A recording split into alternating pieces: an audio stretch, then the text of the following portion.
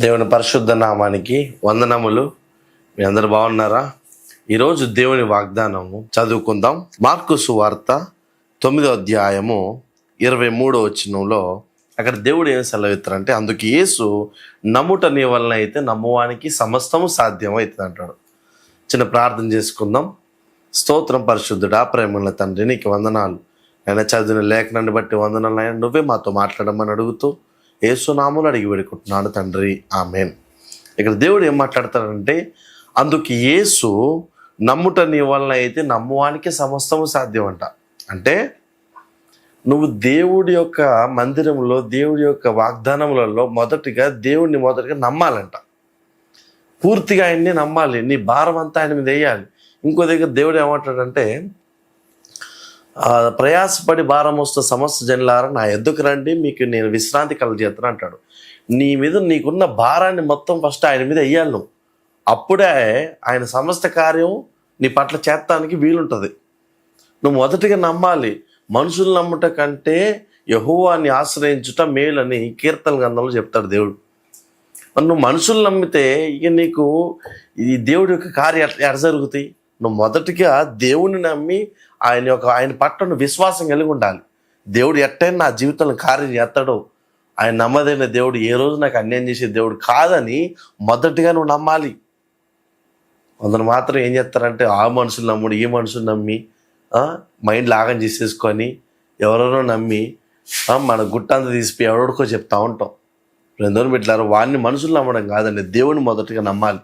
దేవుడి ఉంది విశ్వాసం కలిగి ఉండాలి. నీ కుటుంబం మారలేదేమో, ఇద్దరు నీ యొక్క కొడుకు మారట్లేదో, నీ కూతురు మారతలేమో, నీ భర్త మారట్లేదేమో, నీ భార్య మారతలేదేమో, విశ్వసించు. ఇద్దరు బిడ్డలారా, ప్రస్తుతం నీ యొక్క బాధని, నీ జీవితంలో ఏదైనా ఆలస్యం అవుతుందేమో, దేవుడి కార్యాలు ఆలస్యం అవుతున్నాయేమో, నీ కుటుంబంలో, నీ జీవితంలో ఆలస్యం అవుతున్నాయేమో, ఒక్కసారి ఆలోచించి ఇద్దరు బిడ్డలారా, నీకు కలిగి ఉన్న వాగ్దానాన్ని విశ్వసించు మొదటిగా. అప్పుడు దేవుడు నీకు మంచి రోజులు ఇవ్వబోతున్నాడు. హల్లెలూయా. ఇద్దరు బిడ్డలారా, ఒక్కసారి నువ్వు ఆలోచించు. నువ్వు మొదటిగా దేవుని విశ్వసించాలి. బైబిల్ గ్రంథం కూడా అదే మాట్లాడతారు ఇక్కడ దేవుడు. ఒకసారి హబక్కూకు గ్రంథంలో 2వ అధ్యాయం 4వ వచనంలో దేవుడు ఏం మాట్లాడతారంటే, నీతిమంతులు అంటే విశ్వాసాన్ని బట్టి బ్రతుకుతారంట. విశ్వాసాన్ని బట్టి బతుకుతారంట. మరి నువ్వు నీ నీతిమంతులు ఉంటున్నావా?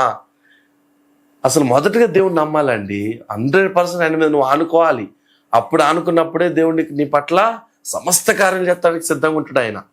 నువ్వు నమ్ముతలేవు, నువ్వు సగం నమ్మితే దేవుడు ఎక్కడ కార్యం చేస్తాడు? నువ్వు నీతిమంతుడికి నిల్చుంటే అప్పుడు ఆయన సమస్త కార్యం నీ పట్ల చేస్తానికి వీలుంటుంది. దేవుడు ఇంకో మాట ఏమంటాడంటే, హెబ్రీయులకు రాసిన పత్రికలో, విశ్వాసం లేకుండా దేవుడికి ఇష్టలై ఉండుట అసాధ్యం అంట. విశ్వాసం కలిగి నువ్వు ఉంటేనే దేవుడికి నువ్వు ఇష్టడై ఉంటావు, కనెక్ట్ అయి ఉంటావు. నువ్వు కనెక్ట్ అయ్యి లేవు అంటే నీ పట్ల ఏం లేదు, విశ్వాసం లేదు, దేవుడి యొక్క నమ్మకం లేదు. దేవుడు ఎట్టైనా కార్యం చేస్తాడు నా జీవితంలో, ఆయనే చూసుకుంటాడు. చాలామంది ఏం చేస్తారంటే, నాకేం విశ్వాసం ఉందయ్యా, నేను ఒక పనికిరాని వాడిని నా ఇంట్లో, పనికిరాని ఒక దద్దమ్మని నా ఇంట్లో, పనికిరాని దరిద్రులాగా నన్ను చూస్తున్నారు నా ఇంట్లో అని ఎప్పుడు అనుకోవద్దు. ఈ లోకం నేను అటు చూస్తుందేమో, కానీ దేవుడి దృష్టిలో నువ్వు ఒక విలువైన వాడివి.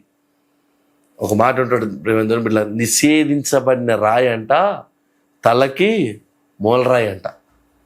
నువ్వు పారేసినవేమో ఈ లోకంలో, పారేదగిన రాయివేమో ఈ లోకంలో, పారేదగిన రాయివేమో నీ కుటుంబంలో, నీ యొక్క ఇరుగు పొరుగు దాంట్లో, నీ స్నేహితులలో, నీ కుటుంబంలో నువ్వు ఒక పనికిరాని పాత్రవేమో. కానీ నేను నమ్ముకున్న దేవుడు, నేను ప్రకటించే నజరేయుడైన యేసుక్రీస్తు దృష్టిలో నువ్వు విలువైన వాడివి.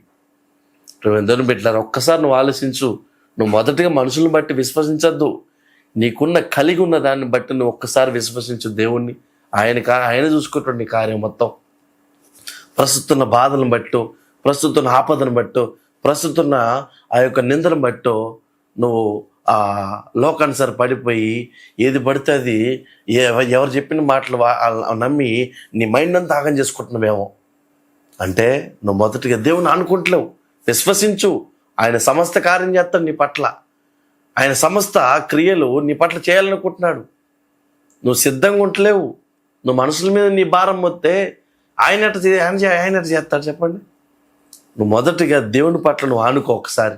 ఆయనే సమస్త కార్యం చేస్తాడు. ప్రేమ దూరం పెట్టారా, ఈరోజు వాగ్దానం నీ గురించే. విశ్వసించు. నువ్వు నీకున్న కలిగిన ఉన్న దాన్ని బట్టి, దేవుడిచ్చే వాగ్దానాన్ని బట్టి నువ్వు విశ్వసించు. అప్పుడు ఆయన సమస్త కార్యం నీ పట్ల చేస్తానికి వీలుంటుంది. చిన్న మాటలు దేవుడు దీవించును గాక. ఆమేన్.